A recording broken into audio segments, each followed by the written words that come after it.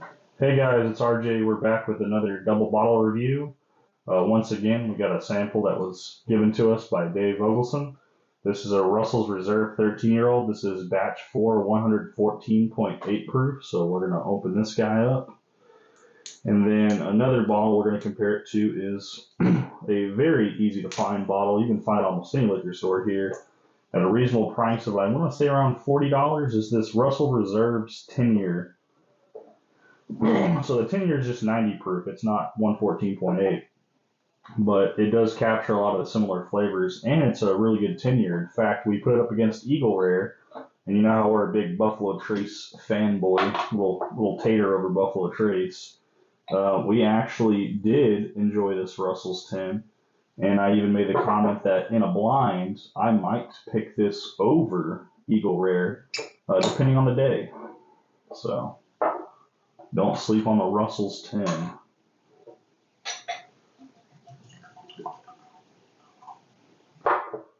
We'll be looking for some more Russells too. We'll be looking for the 13 as well. If we can find one of those at MSRP, we're not going to pay secondary for it. We'll also be looking for, they have like a single barrel. They've got a few different one of these. We might even try the rye too. I don't really have a lot of ryes in my collection, so that might be something we do. But Russell's Reserve 13-year-old batch 4 from Dave Vogelson. Thank you so much for that. So we'll be able to try that out. Never even seen Russell's 13, except for museum pricing, $350. Now Russell's 13 used to be cheaper. I want to say it was around $90 a bottle, and then this year's release they went up to $150 a bottle. So when you start talking about a $150 bottle and you're comparing it to a bottle that's around the $40, $45 range, you kind of expect it to do better and to perform better. But we're only talking about 3 more years of age and a little bit higher proof. So I tend to like higher proofs. So I'd probably side towards the Russell's 13 because of the proof. But when you start factoring in price, you got to kind of figure out what's your guys' budget. What are you willing to spend, and then how hard of a hunt is it for that bottle? Because you get a bottle that you really like, and you drink this up, this one isn't going to hurt as bad because, one, you can go get it like literally anywhere, and you don't have to pay a lot of money for it, and it's just readily available. Versus this one, if you finish off a bottle of Russell's 13, like you're probably going to cry because you don't know when you'll find your next one, and if you can find it for MSRP, so you might be stuck paying secondary on that, but. Let's try what we know, the Russell's 10. Like I said, I compared this against Eagle Rare, and I thoroughly enjoy this one. In fact, I drank this a couple times over ice as well, just because I like having my whiskey cold every once in a while. Drinking it neat and trying the Glen's nice for trying to get that initial tasty notes and this nose on it, but after that, we like to enjoy it however we please, even if that means mixing highly allocated bottles with knockoff Walmart brand Dr. Pepper, aka Dr. Thunder. Yeah, so this one, it does have some char from the barrel that comes through, but it's like super light, and the vanilla flavor and the sweet notes just come very forward. So the harshness from the char is almost immediately taken back from the sweetness of it. Very smooth, very easy to drink, very findable, very affordable. Coming in at only 90 proof. Russell's 13, on the other hand, very hard to find. Probably should have got some water. I'm gonna grab my water bottle real quick. We'll keep the camera rolling. I got a water bottle sitting over here off camera somewhere. Oh, it's right here. Should have been a little bit more prepared during the video. That's okay, we'll leave that in there, we won't clip it out. Got our water bottle.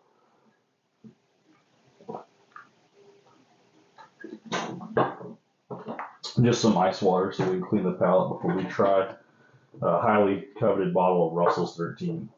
Had a coworker, Tommy, he was actually telling me about it. He just happened to show up at a spec, saw a whole bunch of people waiting in line, decided he was going to wait in line too. They came out and said how many bottles of Russell's 13 they had. They had enough that he was going to get one too, so he waited in line, got one. And he said it was one of his favorite bottles. He drank the whole thing. He even showed me a picture the other day of the empty bottle. He still has the empty bottle of it. So I thought that was kind of funny because it's like, man, I wish I could have got a bottle. He's not even really that into bourbon. Definitely not hunting it. So for him to come across a Russell's 13 on the right day, he looked out. Definitely smells like more like forward on the nose than this one. Obviously, this Russell's 10 is light. Some like vanilla and caramel for sure. A little bit of spice, probably from the oakiness. Coats the glass pretty good. There's a good ring. Definitely darker in color too. I don't know if you guys can see that on camera.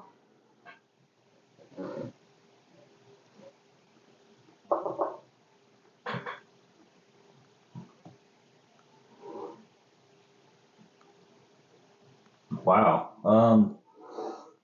There was like no burn on that, even though we upped the proof. Very sweet, but has the complexity from a higher proof. Maybe 3 years does make a difference.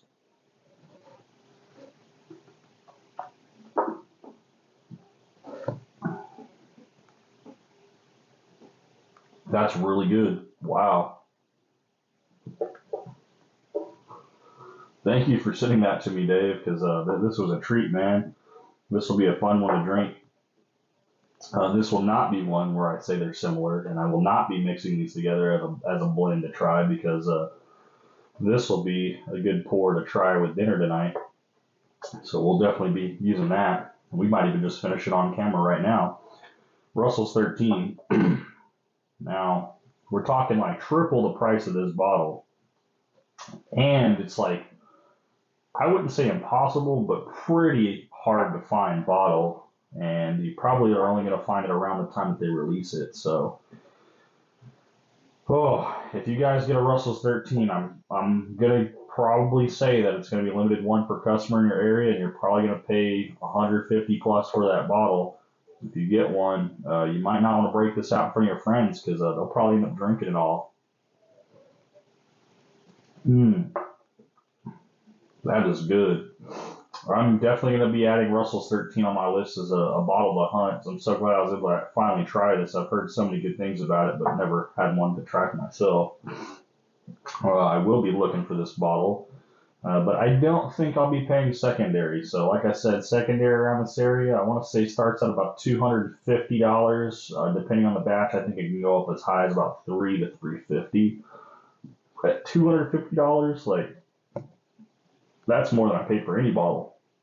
The most I've ever paid for a bottle, MSRP was Joseph Magnus, and then the most I've ever paid for a bottle that wasn't MSRP, it was on secondary. I want to say it was around like 220. I think 220 is about the most I paid on secondary, which is definitely not anything to laugh at. So trying to find this on secondary and exceeding that, I don't know if it'd be worth it at that price, but $150, like I can see why they raised the price. I mean, 90 would have been a steal. Like if you could find this for 90, oh, I would buy that all day, every day.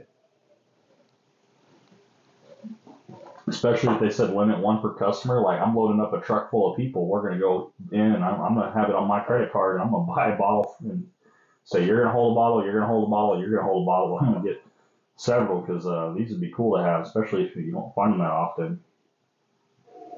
I'd be a whiskey hoarder if I had all the Russell's 13. Maybe we should be like Adam, instead of hunting stag, we'll just hunt Russell 13, so we'll have our own little thing going. Wow, that's good. Yeah, so recommendation, I guess if you can't get Russell's 13, get Russell's 10 is what I would say. If you want something higher proof, they do make some single barrels that I want to say are a little bit higher proof, and they have like an all red label too. Not the older version of this bottle, but they make a red label one that's called like the Reserve as well. I think it's a higher proof as well. So maybe try to find a higher proof of the Russell's 10s, and that would get you close, or as close as you can to 13 without being able to find it. Because even though we're doing a double bottle review, I'm not gonna like pick one over the other. I think they both have their place. Like this is a budget option that's easy to find. It's affordable. It's still worth budget, and it still drinks great, and it compares to Eagle Rare. So if you can't find Eagle Rare in your area and you want to get this, like this is definitely up there. This, on the other hand, highly allocated bottle, very hard to find, ridiculous secondary prices. Like, we don't want to pay a museum for a bottle of this, and I don't really like buying on secondary. I'll trade bottles, I'll do bottle swaps with people, but paying cash, like, that kind of feels the need for the hunt. So if you start buying bottles in secondary with cash, like, you're just encouraging those guys to go sit in line for 2 or 3 hours to get a single bottle so they could resell it to you for a marginal markup, whether that's going to be 100% or just 50% more than MSRP, whatever they set the price to. So supply and demand, guys. And if you're wanting Russell's 13, that's going to drive that the demand up. So the price is going to go up too. We said we were going to save that for dinner. I mean, we have some more to pour, but I want to save some of these samples that Dave sent me for some of my friends that live local. And if any subscribers that live local decide to come over, Dave Vogelson's generosity is going to go even further, because I've got a box over here off camera that I've been putting the samples that I've tried over in, so that way I know what content I made, but I also want to make sure I'm saving enough that if people come over, they can have a small pour as a sample as well for them to try, especially if it's something they've never had before and they're actually into whiskey. Anything that Dave sent is like too high end, too allocated, too hard to find for me to just give to anybody and everybody. Like, it's going to have to be someone that enjoys bourbon, because I don't think people would really appreciate something like this if they're just new to whiskey or bourbon, which is why I have bottles like this to give them to try and kind of find what their nose and their palate is like.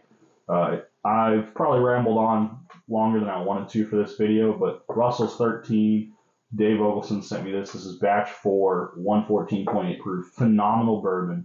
I will be hunting for Russell's 13 next time it releases and see if I can find a bottle, hopefully around MSRP, about $150. But I also wanted to give you guys an option that if you want to have something that's quick, easy, find it anywhere to try, have something to compare it to, not against, but like with it, was the Russell's 10, which is also super smooth, super light, easy to get, cheap option. So, like, comment, subscribe, and we'll be having some more bottle reviews with some more of Dave's samples. Some of the samples I'll do on their own. Some of them I'm going to have another bottle to kind of compare them to. Some of them I just don't know what to compare them to. Like, I've never had anything like Old Carter before, so I don't really know what to drink up against it. So, if you guys like seeing this content, like I said, like, comment, subscribe, and I'll see you guys next time.